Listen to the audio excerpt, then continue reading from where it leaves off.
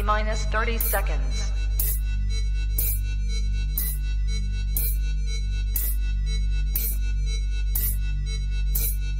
T minus 20 seconds.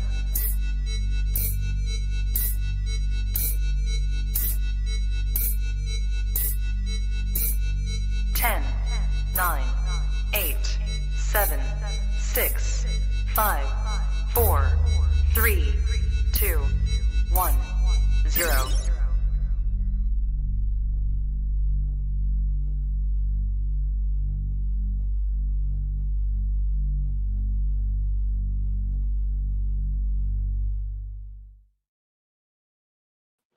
Hello, everybody. Welcome to Trap Talk Reptile Network, the coolest reptile network in the world.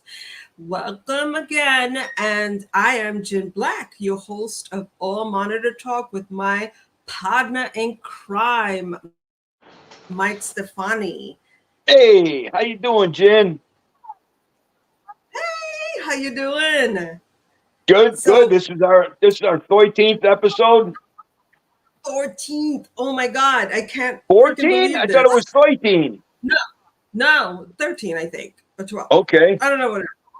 I don't know. Whatever. 13. Okay. Yeah. Let's see here. Okay, here we go. So, anybody who's interested in reptiles, whether you're keeping a whole collection or you have one ball python, everybody should join the U.S. ARC. These guys tirelessly fight for our rights to keep these animals that we love and nurture. And without them, we'd be in a world of hurt right now because these weird lawmakers, the fun police, I like to call them, they're coming to take all our stuff away. They don't want us to have anything that we enjoy in life. They want us to be on that hamster wheel and just living miserable. Well, we love our reptiles, and we're not going to go down without a fight. So join U.S. ARC today. Yes, and today's episode is brought to you by Blake's Exotic Feeders, homegrown source quail delivered nationwide. He has various sizes of quail, high quality for all of your reptile needs. So, who we got today, Mike? Oh, man. So we got I'm Italian, so I call everybody niece, nephew, blah, blah, cousins, whatever. So Nick Lillis here, he's a good young man. He's coming up. And the first time I met him, I think it was at Schaumburg, Nick. Yeah, Schaumburg. Yep. And again, like my wife, I see this motherfucker from across the parking lot. So we're kind of walking towards each other, and we're getting closer. Things are becoming more in perspective. I'm like, holy fuck, I'm looking for a curb. I need to stand on a curb because he's like 7 feet tall and I'm like 4 foot nothing. So I shake his hand. I'm basically looking at his belly button. But yeah, I knew from the minute I met him that he's a good kid, and you know, I would be honored to mentor him and teach him some of the ways. And so far, that's how it's all turned out. I'm very proud of Nick, and I got him on the podcast today. We have him, so let's do this. Yeah, so before we start, Nikki, let's say hello to the people that have joined us today. We have Chantal, Pacific Rim Serpents, Above All Scales, Brad's Bioactive Build. Bosco has joined us. We have JP's Lizard so far. So hey. I met Nikki through Mike, and again, following all of his work and all his awesome sauce. Just awesome. So, Nikki, what has been going on? Tell us, share with us the world of unlimited exotics. We want to know. Much. Just trying to breed and stay focused on monitors because that's like my passion. So I've just been really focusing on that and trying to not do the mainstream stuff and do the really rare stuff that really nobody's working with, and trying to keep doing that and figure it out. When did you actually think monitors is my thing? Like, what was the first moment that you said, I have to have one? And what was that crazy switch in your head saying, I'm going to breed them? Yep. I always loved them. I actually started with iguanas. I loved rhino iguanas and all the cyclera and stuff like that. But when I got my first black dragon was really the turning point. When I saw how intelligent he was and how he worked with me and how I could actually teach him things, that was my turning point. And then raising him, and I was like, imagine if I could breed these things. And then once I did, I actually bred coming eye, and that's how I started talking to Mike. Oh, And so, I asked him because I had no idea what I was doing with the babies. I hatched the babies and I had no idea what to do with them. So I reached out to Mike, and that's how we actually started talking. nice. Yep. Nice. And so how long, like in years, how long have Mike, you and Nikki known each 4 or other? 5 years, right? It's got to be about 5+ years. Yeah. Nice.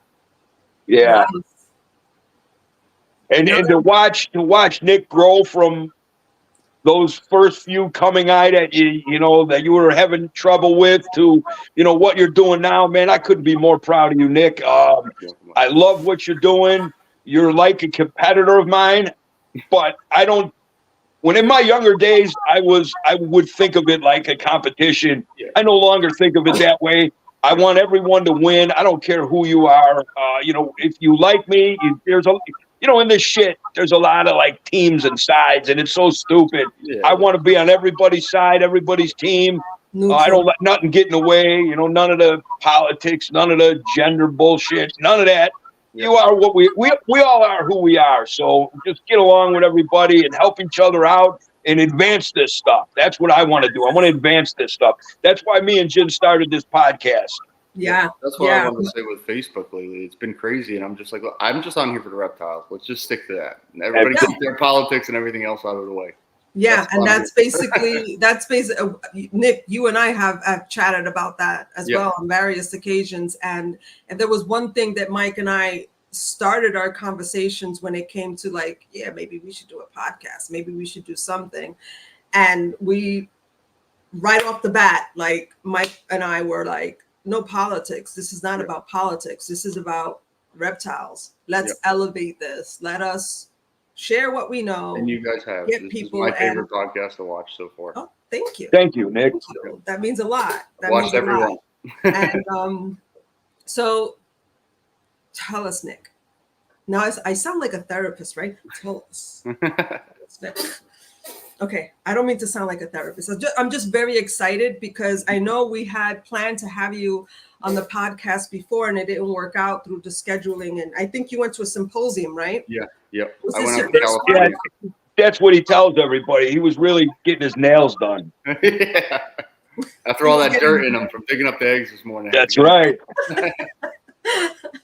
But So yeah, was that like your first one? What's that? The first symposium? Yeah, that was my first symposium.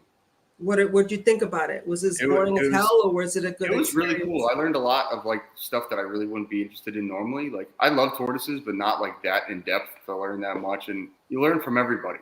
Exactly. Can I give a little backstory on that? So the show promoters, I was a little upset that they didn't ask me the first round. So someone had canceled out of the show, and it was literally 4 or 5 days before the show. And me and Nick, we talk all the time, and they wanted me to fly out there last minute. And Uncle Mike don't do that kind of stuff. So I was thinking, and I didn't want to give up the spot because I'm a sham like that. I'm a publicity whore, and I love it. But I was thinking, I'm like, well, Nick told me he was going there. Mm-hmm. So I called up Nick, and I wanted to confirm that he'd be willing to do it.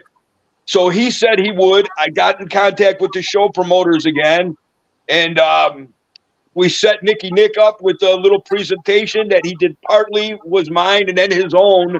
And Nick, when you were telling me, oh, I'm so nervous, I'm like, dude, there people are coming there to listen to you.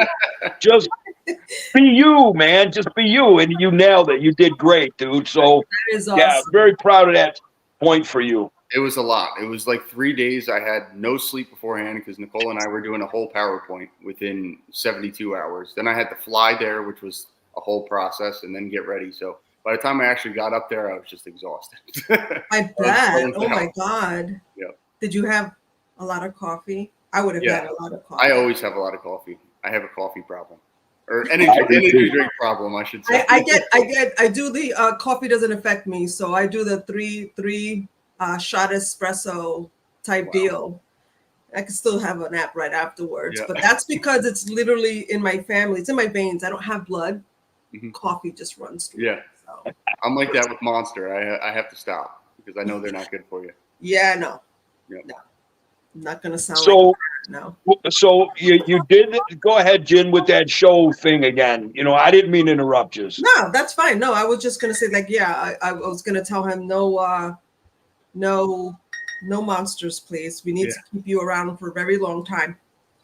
Gonna try.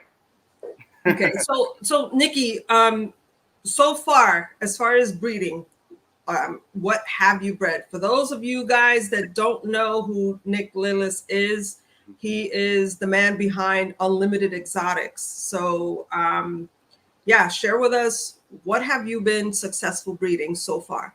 With monitors, I've done Coming Eye, Black Dragons, Sulfurs. I bred Mertens, but they never hatched. They came out all deformed and stuff. I've done a bunch of hats. I've bred Quince 3 times now, but none have hatched yet. So I have 3 clutches in the incubator. Working on Nucallis, I've gotten eggs, but nothing fertile yet.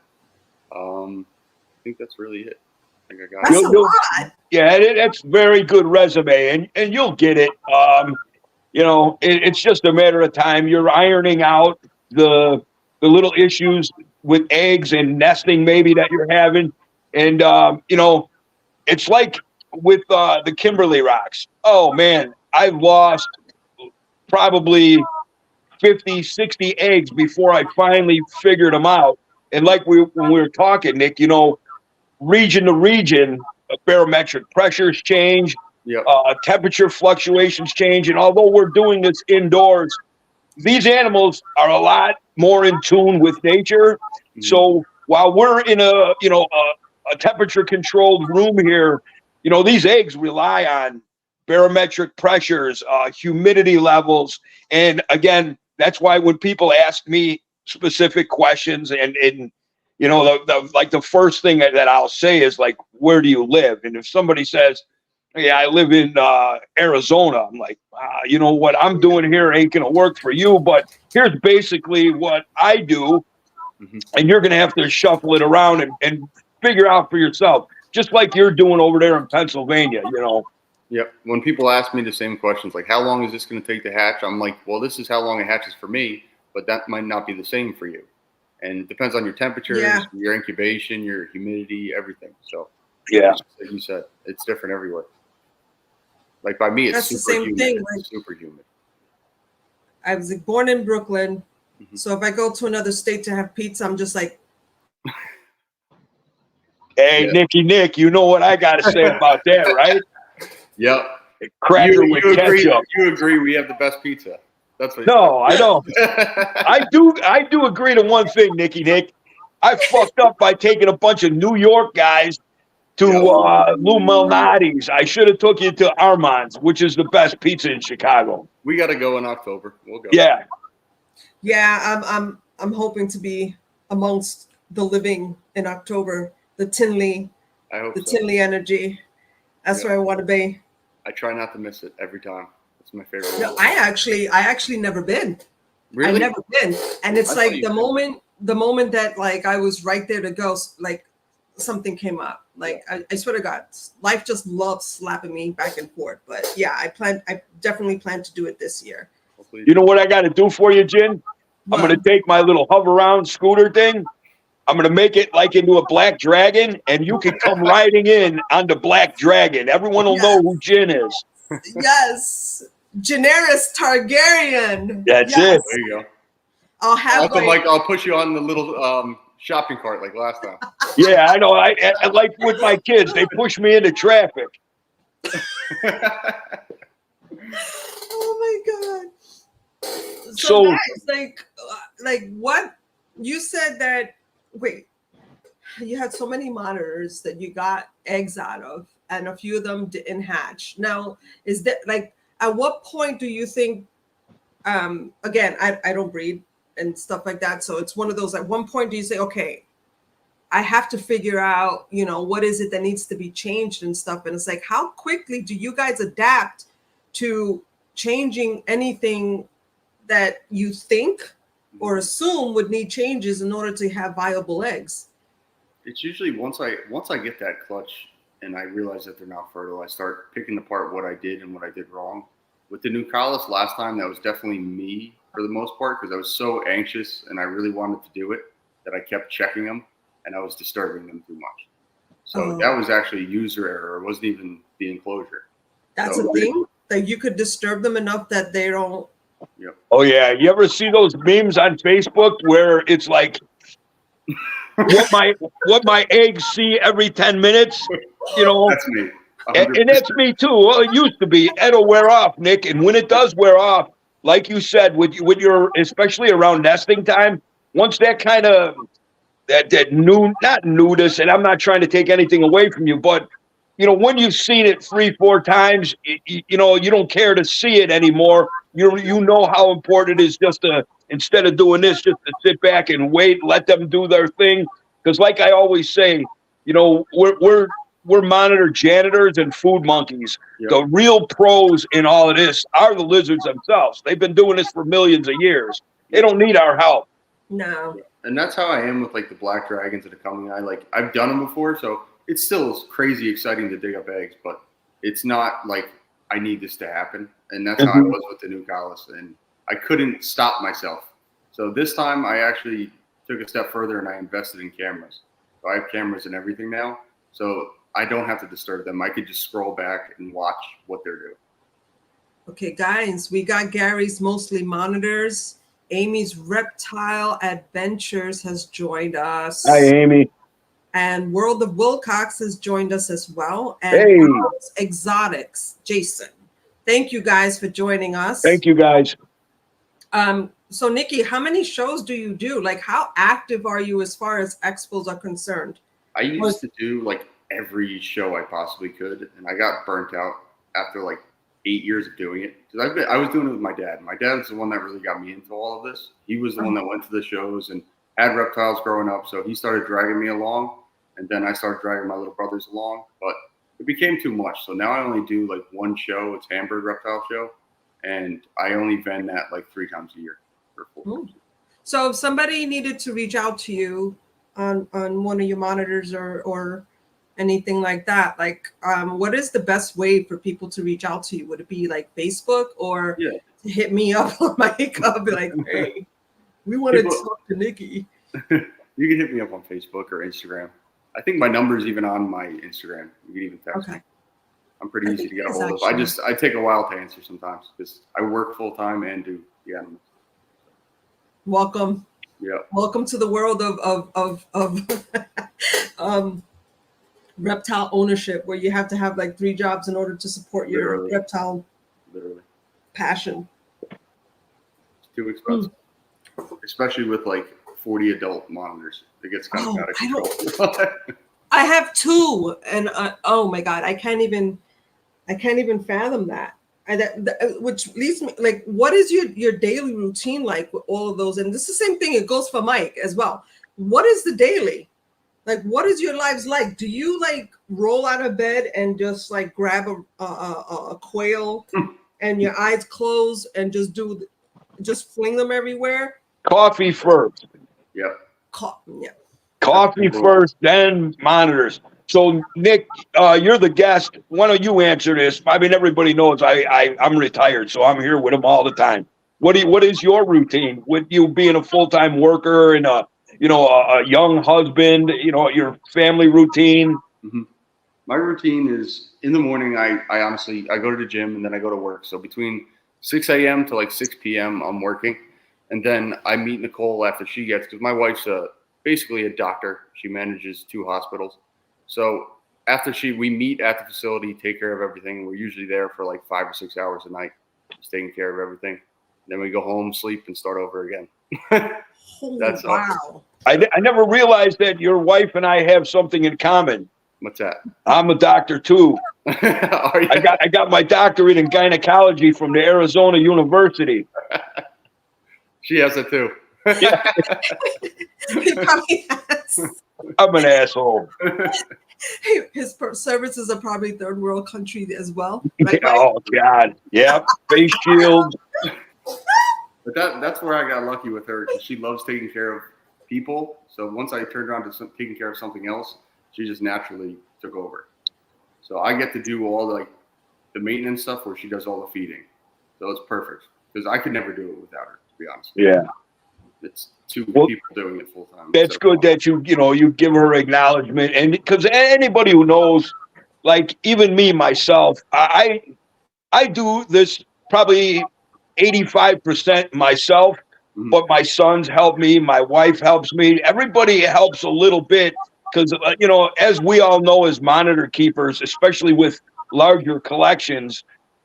Man, they're demanding. It's every day, and they're there's no taking a day off, really. I mean, you could, but your animals suffer a little bit. You might miss just the smallest little nuance of something, and as you know, Nick, when you're breeding, if you miss one day, you miss some subtle nuance that you didn't notice, and it could change the whole, breeding for you. Yep. You feel like you're in the dark if you miss a day. You don't know what's going on. Well, now you got the cameras. You're in good shape that way. Yeah, I love it. I wish I did it when I did it. I could be at home. When I leave is like when everything starts breeding or nesting and stuff like that. Is when they know that I'm not there. Nikki, all the lights are off. So now, Nikki, can you do me a favor and just raise your voice just a tad bit? Yeah, just so everybody can hear you better. Yep. Okay. And now that no, it's okay. Now that I have those, it's definitely made it a lot easier, tighten the game a lot, so I can watch every little detail and then rewind it and watch it again if I miss something. So especially with the new Nick Lis, that was huge. And actually the earless monitors too are helping me a lot with that. So you actually see mating behavior, you see egg-laying behavior, you see all of that. Yep. That is so cool. Yep. It's like it's so better than TV. Like I don't need Netflix when I have those games. That's all I do when I'm at home is watching. I see things that I would never see when I'm there. Wow. And your setups, like, give us an idea of if you're, especially like, okay, the Nick Lis, like, how do you go about introducing a female and a male, and how big are their enclosures? Like, what is their single enclosures compared to like who do you put in with who? My biggest enclosure that I have, well, it started in my dad's basement, actually. My dad has a ranch-style house, so it's really long. And he's got a farm in the middle of nowhere. He's a big horse farm. So I took over his entire basement to start, and now we have that and an outbuilding. But my biggest enclosure is 12 by 12. Nice. And the smallest is like 4 by 8. This is the smallest enclosure. Wow. Yeah. That is, so, okay. What was your first experience? I think I asked this a lot, but what was like your first experience when you first held that very first baby that you assisted, in I think I danced around my dad's entire house when I first hatched that first coming out. And I still do. Like even last night or this morning, technically, when I was pulling the black dragon eggs, I still get super excited. Like that never goes away. And that's like, I think that's everything that I do it for, is that moment of feeling like you did right and you're pulling the eggs out. Even though, like Mike says, you really don't have, like, it's not really us. Like, we just take care of them, but you feel like you did that. Well, so we support them. Yeah. We support them enough to where they can do these, and again, they're basic life functions. I mean, this is not, this is great for us, but this is just, what they have to do to continue their species. So while it's a big deal for us, it's probably a bigger deal for them because, their whole MO in life is to continue on their species. So, and unlike dogs and cats and stuff like that, if they seen their babies coming out of the ground, they'd eat them. So yeah, we serve a good purpose. Yeah. Yeah, with the janitors, remember? That's right. Yeah. So let me ask you this, Nick.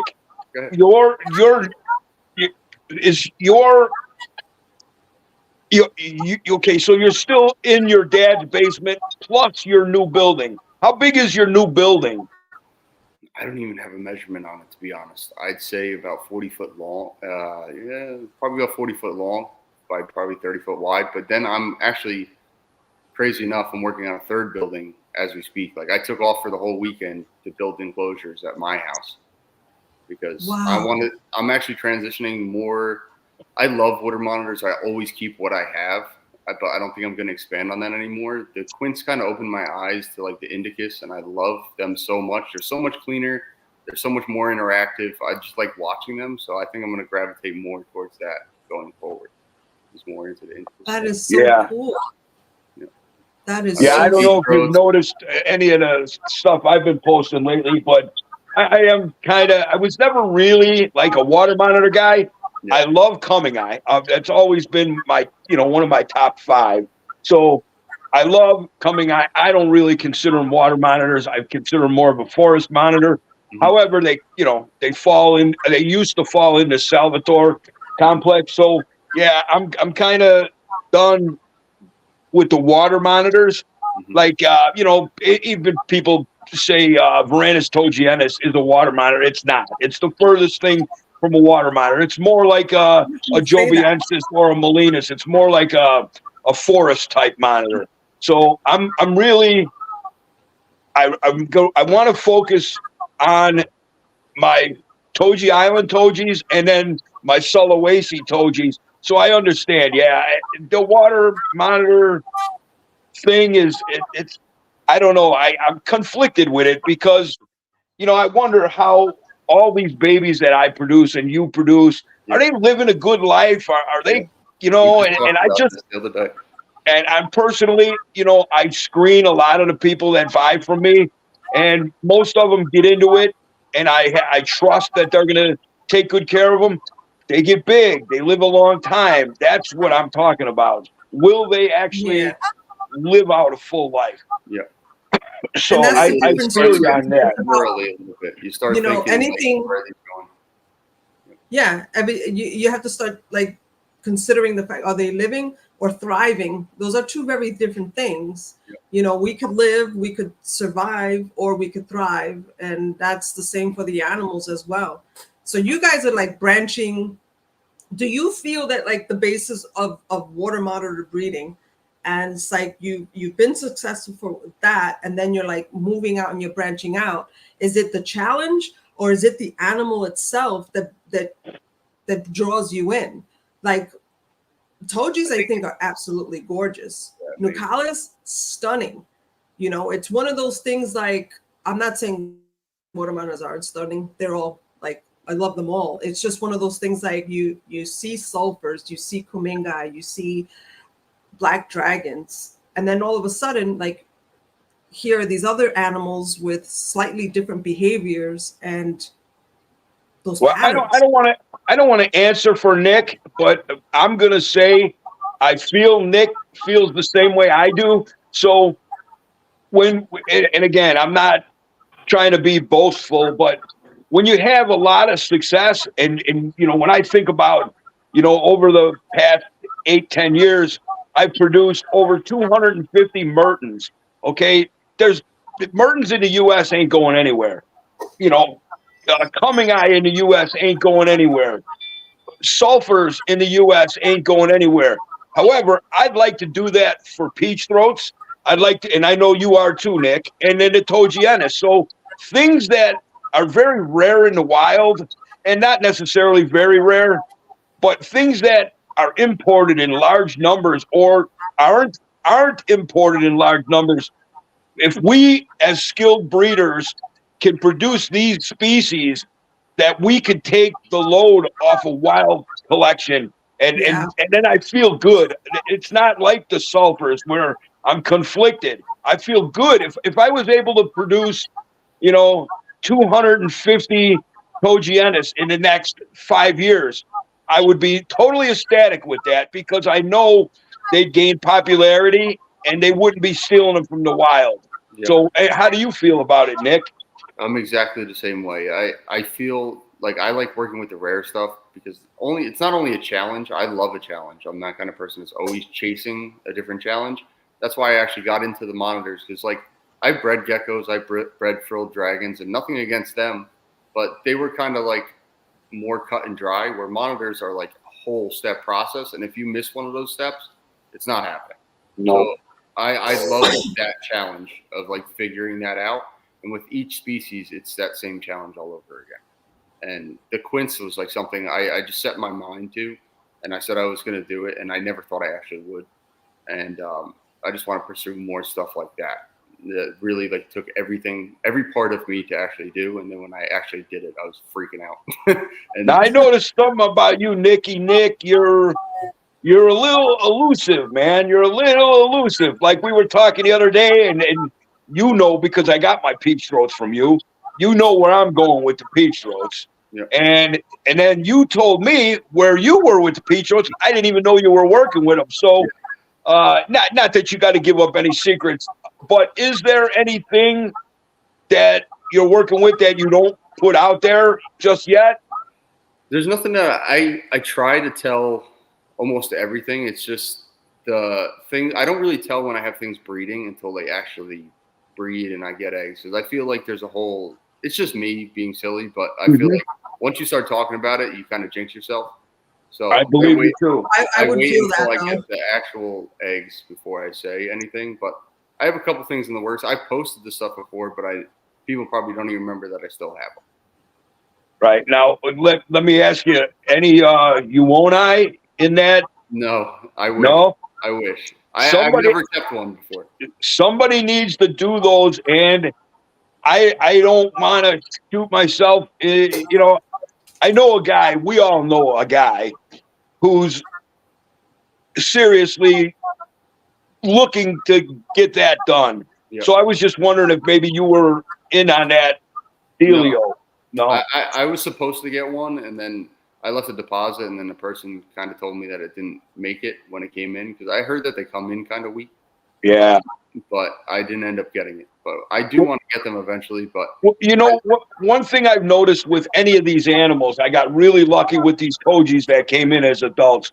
So for many, many years, 30 plus years, you never saw a small tricolor. No. They were always, you know, forearm size, maybe, you know, 3 foot, 2 foot. Yeah. So when you grab an adult animal out of the wild like that, adapting to captivity is very tough. However, these past few years, 3-4 years, I've started to see some tricolors coming in that are, you know, maybe a few months old. So very, very workable. Yep. I saw a couple of hatchlings at a show near me that were like, wow. Yeah? big. Yeah, they were really cool. Oh. When I think it was about 2 years ago. Maybe a year ago. Maybe I shouldn't go to Tinley. You know what? You could come, Jen. Just keep your money and your credit cards at home. I'll give it to Karen. I'll be like, I "Hey, leave it don't in give the to car Karen." and then I go out and get it out of my car. That's Yeah. how that When it's time for me to eat, I'll just go to Karen and be like, I need to eat. I'm hungry. Be like a child. No. Not I'd be like, as of like, I try to tell as much as I can, but it's just, I don't know. I wish I had more time to do YouTube and Instagram and Facebook and stuff like that, because I would tell every step of every process that I do. It's just doing all of that is a lot easier said than done. It takes a lot of time to keep up with that stuff. Absolutely. You know, and that's kind of where when I started getting into social media, my kids are like, you got to get a Facebook. I'm like, I don't want that shit. So they set me up with Facebook. You got to get Instagram. I don't want that shit. So I got the Instagram. Now they're trying to do me to TikTok, and I'm not doing TikTok. Me neither. And, you know, I have a YouTube, but I don't do it like you're supposed to do it, you know. Yeah. So in doing all of this, and I'm sure with your life that you live with your wife and work and all your animals, you know, I had to say to myself, do I want to be an internet star guy, reptile famous, or what? You know, what am I? And I'm like, well, I just love working with my animals. I love breeding my animals. So since I made that decision in my head, my life has been way better. I'm not on this hamster wheel of trying to, you know, the clicks and the likes and put out so many a month so you don't get whatever. I don't do none of that shit. that's you know, like I another job. It is. And that's not what I like. I don't like social media. I like my animal. And whenever they do something good, I post it on my simple, easy things, and that's that. And then, of course, this platform I like because, like me and Jen, we decided we're not going to do one every week. We're going to do one every other week. So it's just enough to get information out there, help people out, talk to people, you know, and listen to what they have to say. And it's not overdone. But how do you feel about that with your like, are you looking to get more social media going, or are you happy where you're at? When I first started, that's where I felt the same conflict. Like I really wanted to do that because I felt like everybody was, and I felt like you couldn't become something if you didn't do that. So I felt like I was chasing something that I didn't want to do, just like you just said. But now that I'm doing the monitors and so many people ask me, I find myself doing that behind the scenes. So I'm like, maybe if I get a facility, like I told you, like I'm thinking like the enclosure sizes that I want to do are like shipping container size. Like I want to do like 40-foot zoo-like enclosures that like you can watch them actually behave. Like that's my end goal. And then maybe that stuff will go along with that. Right. I could show that off. That sounds about, that sounds cool. Yeah. But monitors, like, it's like unlimited exotics, and it's like you go in and there's like a facility. Yeah. And then it's like you learn what you do and how you do it, but you see everything.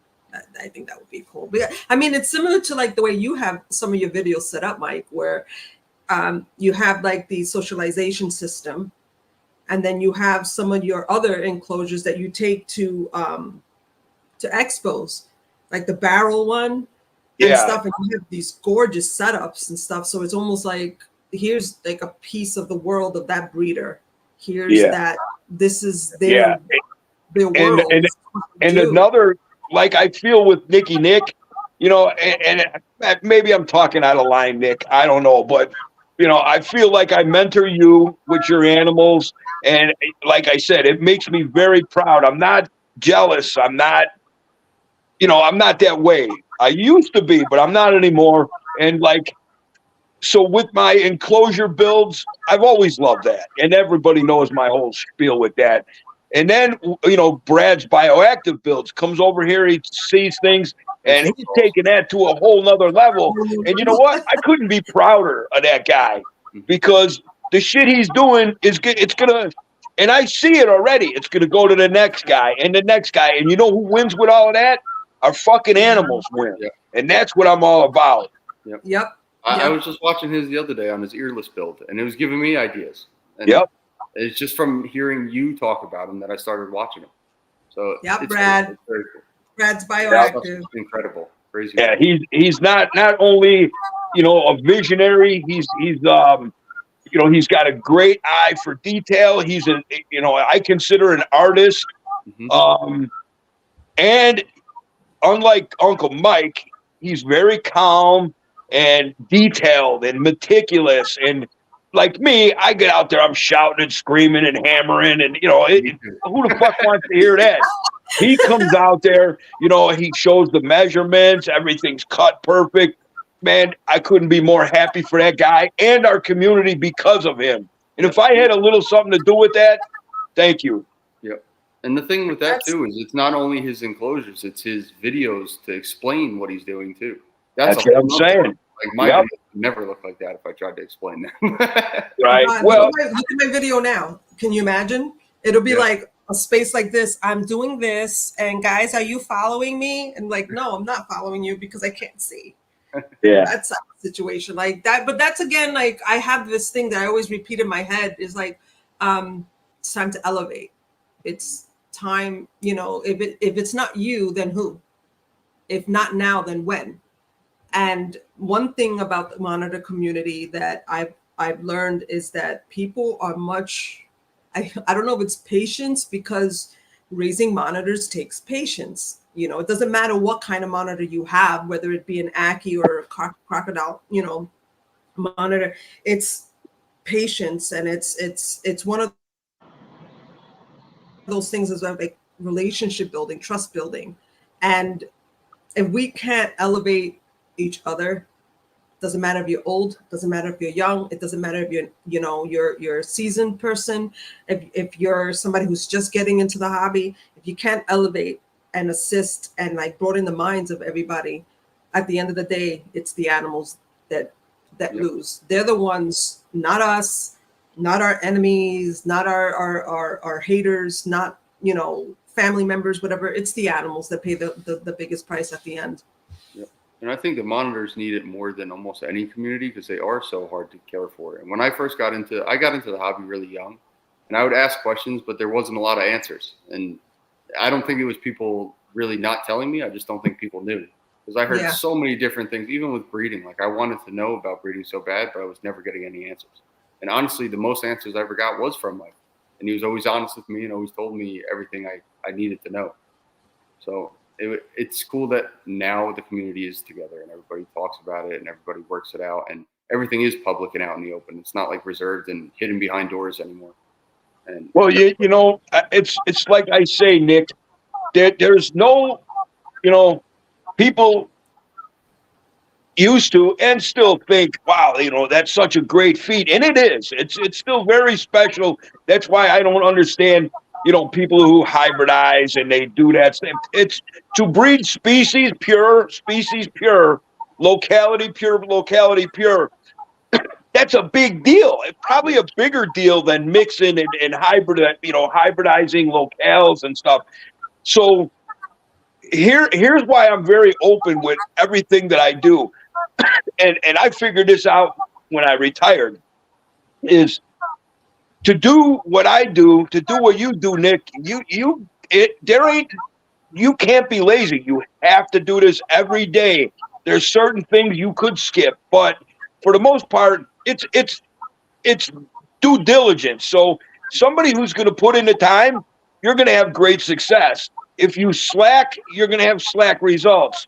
So if you put in the time and the effort and treat your animals right and understand what they're saying to you by, you know, not laying their eggs in a nest, dumping them in a water bowl or something, you got to understand they're telling you something with this. So just read your animals and what they're telling you. And it's really not that hard. It's just more about dedication, I believe. Yep. I want to read off a few of the things that our guests are saying here. World of Wilcox, Uncle Mike, I'm picking up a monitor from the FedEx hub on Wednesday. Yeah, you know what? You didn't get it from Uncle Mike. Big deal. No, I'm always joking. Good for you, my man. I hope tell me what you got so I can understand what you got. Yeah, Gary's mostly monitor says coffee, then reptiles. Yep. And then we have, Amy also agreed, coffee before monitor, before reptiles. We have Irresistible Bull Pythons. Nikki says happy Saturday. Then we have Amy also agreed that Kumingai are amazing, as well as peach throats. She's actually thinking of getting another one. And Gary's mostly monitor says, yo, I tried to be the next YouTube hit, but it's so consuming. Working a full-time job plus fathering 3 kids or taking care of the zoo takes up enough time. Dude, I so get you on that. You know what you got to do, Gary? Take it from Uncle Mike. A little advice from Uncle Mike. Do the OnlyFans, show them your feet or something, and it probably works out a little better financially. So Uncle Mike showed us a little of that before in the We have Brad's. You never seen a pepperoni like that, have you? I never want to again. God. Okay, back to this. Thanks, brother. That's from Brad's Bioactive. Thanks, brother. You have most definitely played a huge part in the work I do. Always support my people, man. Oh, we got James Coleman, Mike, 100% across all reptile species people who have pure locality. Okay, let's try that again. Mike, 100% across all reptile species, people who have pure locality have the responsibility to build. Now I'm thinking build. Thank you, Brad. Thank you, Brad. Okay. I'm going to try this one more time in English. Okay. Maybe I should start speaking in High Valerian. I don't know. Mike, 100% across all reptile species, people who have pure locality have the responsibility to breed pure. So many bloodlines and species are not available and need to be preserved for the future of our hobby. We have Mike Duval. What's up, Mike? What's up, buddy? Hey, also, let me say something while you guys are doing all this and you're on the live chat. I can't see the live chat. She's the master. She controls all that.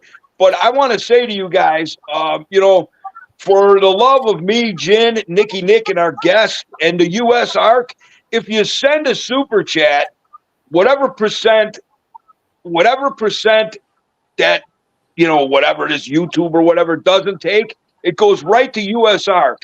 So please, if you have it in your heart to give a little bit of a super chat, give it up. It's not for us. It's not for MJ. It goes to the US ARC. So please, that's one way you can help US ARC. Yes, definitely. Also, US ARC has other merchandise that you can go and check out on their site that goes to their efforts in keeping our reptiles in our arms, hugging them. Well, not necessarily hugging them, but you know what I mean. So some of mine don't like to get hugged. one of mine does. One of them is a hugger. The other one is just like, can you just let me be? Can we just not do this today, Mom? Like, no, I'm just. But you know what? It is what it is. I love them either way. But Nikki, projects.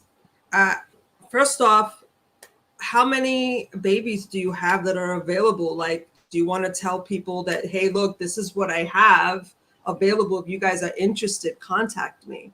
Because a lot of times I get messages from people asking for certain animals, and I have to do the legwork and finding out, okay, who has what, whatever the case may be. So maybe, you know, we could share what you have available. Right now, I have nothing. I don't have a single baby, which isn't a bad thing. But in October, all the hatching starts, and I have around 110 eggs in the incubator right now.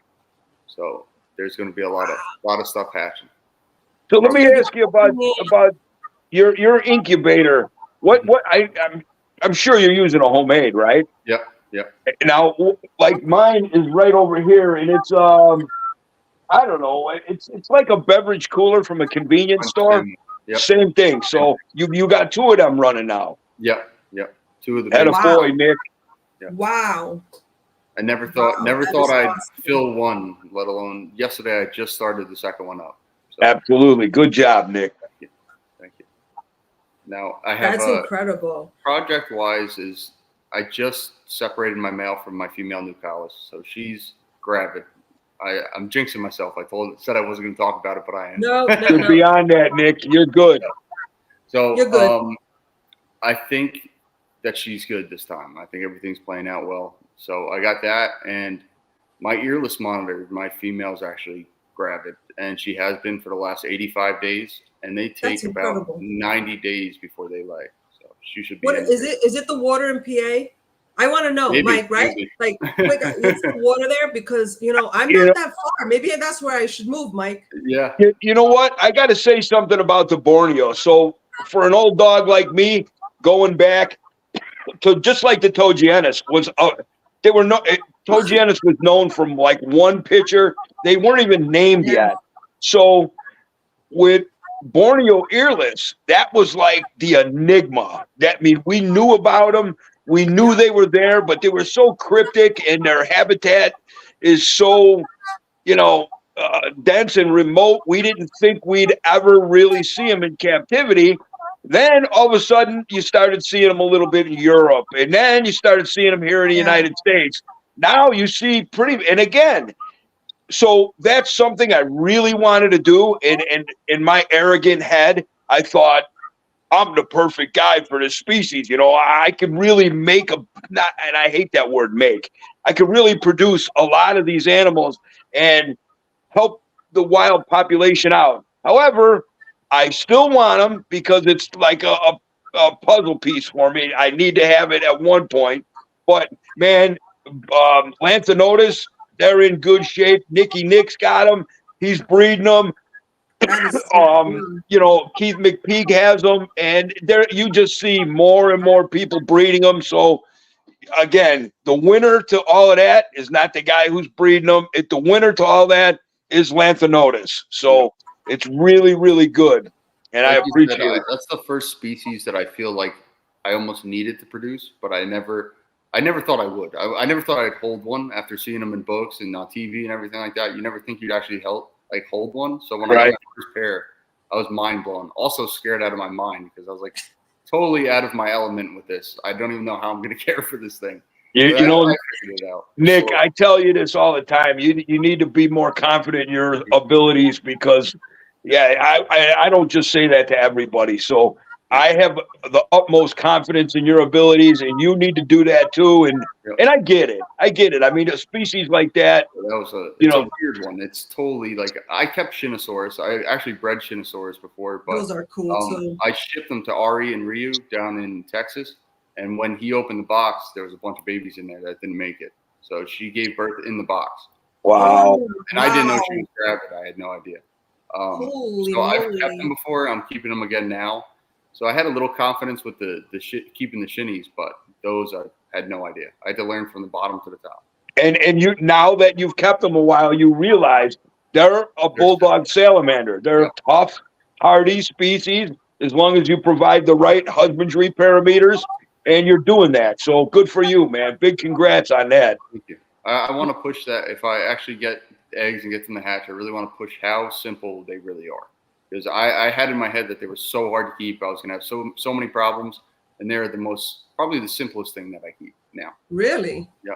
I think in my head, that's probably the only reason why I never had one, because I always thought that I don't think I could do this. It's one of those things like I'd rather learn first and then attempt to keep one than doing the whole thing. Okay, I have the setup, I get one and not do well with it. I didn't think they were going to be, that.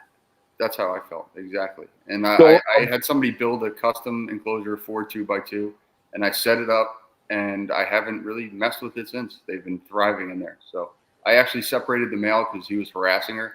They were breeding for like a month straight, and he would not stop. And I'm like, all right, she's never going to lay if I don't pull him. So he's separate now, but he's not happy about it. he wants to go back with her. Sounds like you need another female. Yeah, I wish.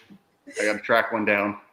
Guys, Brad's bioactive build. He gave us a super chat. Thank you so much, Brad. We appreciate it. That is. Thank you, Brad. I wasn't begging, but I appreciate you. I really do. That is so awesome. So, question, Nick, what is one of the most profound experiences that you've had in breeding that's pretty much shaped you, aside from obviously having Mike, to support you and stuff like that? What was, let's just say, a bad lesson that you learned and that you would never do again? Because we have, and the reason why I ask you this is because people message me saying breeding's easy. I'm going to do this. I'm going to do that. I'm going to do this. And it's like that whole mentality. It's like, take a step back. Yeah. There's a process to be learned here. Not all the animals, and Mike will agree with me, just because you have 2 of the same species or 5 of the same species doesn't mean every animal is going to act exactly the same way. And then that too, if you have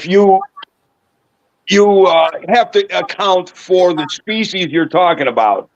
Plus, like Nick and I and John Adranya and a lot of other mainstay breeders, if I say breeding monitors is easy, I have enough under my belt to say that. Nick, you have enough under your belt to say that. But if you got, and I see this all the time, if you got, a male and then you get a female and you haven't even introduced them yet, and you say, oh, yeah, breeding's easy. Good luck, pal. Yep. I mean, there's so many little nuances with introduction, with when to pull your males from your females. There's a lot to it. It's not easy, but once you do it consistently, then you can say it's easy. Yeah. And we but still don't go pat yourself on the back before you hatched a clutch, I've had, like, what was that one? Not patting myself, but I mean, I've had hundreds of babies now, and it's still not easy for me. I still find things, and it's just like, what did I do wrong? What happened? And we were just talking about it with the new Nick Lis. Things that completely stump me where I feel like I don't know anything, and I got to start over. But you learn all the little niches and stuff like that as you do. Yep. So it's safe to say none. There was no like arrogance behind. I did this. I got this done. So that means that everyone after this point is going to be good. Yeah. Like, was there ever like a time where it's like, I'm cocky? No. I got this. I get excited, and sometimes I'm like, yeah, I could get that and breed it, but that's as far as it goes. Like I want to take on like the spinnies, the spiny neck monitors, but I know I'm biting off a lot there because I don't think anybody's done it in the States, right, Uncle Mike? I don't believe I never so. heard of it. Yeah, I haven't heard it either. It's relatively a new species on the scene, you know. It's got to be maybe within the last, and again, I'm talking U.S. I'm not real big with the European people and you know, overseas and stuff. But in the U.S., I would probably say they've only been around in the U.S. for less than 15 years, about 15 years or so. Yeah, they've intrigued me a lot recently. I do a lot of research beforehand, and like I see stuff at shows before I actually take on a species. And there's something I've been asking around about and looking in more into. But I know that's a lot. Like I think Ryan McVeigh has a ton of them too. He's got a couple, I believe. I think there's a couple people with him. I'd have to do a little more before I dive into it. But we have Wayne Broomhall. Hello, Wayne. And I actually have a message here for Nikki from Measy. You probably don't remember, but I sold you a male white-throat caiman lizard and another time a big male Aki and quince. You came from PA all the way to Brooklyn to get them. It was years back. Yeah, I remember. So look at that. Nikki's getting messages here. I feel like Nikki's up here. Hello. I'm Nikki's assistant. I'm here to take your call. How may I direct you? Very good, Jen. I just need the glasses, right? I just need the pointed glasses. Yeah. Hello, you reached Unlimited Exotics. How can I help you? Yeah, you got to crack your gum and stuff too. Yeah, and do this with my nails. Nikki's not available right now. Can I please have a message? Tell him I'm in a meeting. He's in a meeting right now. You know, one of those things. So we're at 12:57 p.m. right now in New York time. Is there anything else that we have not talked about that needs to be said? Because, you know, it's important for us to get our messages across and to showcase Nikki, because Unlimited Exotics is hot right now. He's the man. He's a good man. Now, what I wanted to say, Nick, and I don't mean to like interrupt here, but you know, like when we had the OG Tom Crutchfield on, I could have sat on this thing all day long with him. I could sit here all day long with Nick. You deserve more than an hour.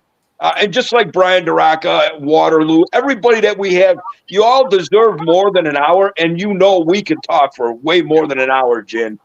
The problem is we made a commitment to ourselves that we were going to keep it at an hour. We didn't want to be like all the other podcasts that, you know, once you get into the hour and a half, a lot of times it's a lot of and repeating things. So we wanted to hit everybody with a lot of information quickly, which unfortunately for a guest like Nick, it cuts into thing. But you know what? We can do Nick 2.0. Yeah, we definitely can. And ladies and gentlemen, Unlimited Exotics is the place, you know, you would want to go. Check in on them from time to time. He's active on Facebook as well as Instagram. In the event you can't find him, you got me and Mike to come to. So, Nikki, thank you so much. Thank you guys so much. Yeah. Very happy to hear everything that you've been you've been up to and getting stuff done. Thank you. Yep. And like I said before, I'm not, you know, brown nosing or whatever they call it. I'm very proud of you, Nick. You're doing great work. When I presented you with the challenge to go to that talk, man, you grabbed that bull by the horns. I know you were a little nervous, but you deserve where you're at. So, you know, you're gaining speed and you're going to do many more talks. And I couldn't be more proud of you, Nick. That means everything, Mike. Thank you very much. And thank you for always helping me.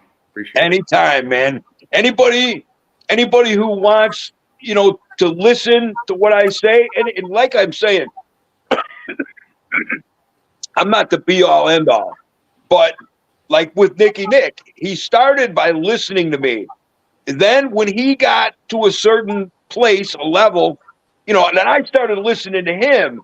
Now the beautiful thing about it is I have an intelligent monitor mind who I can bounce ideas off of, who gives me new inspiration and so on. So as long as I consider myself an old guy. If I can encourage these young guys like Brad and Nick and, you know, to come up, man, we can only all benefit, and myself included. I don't know everything. I don't know.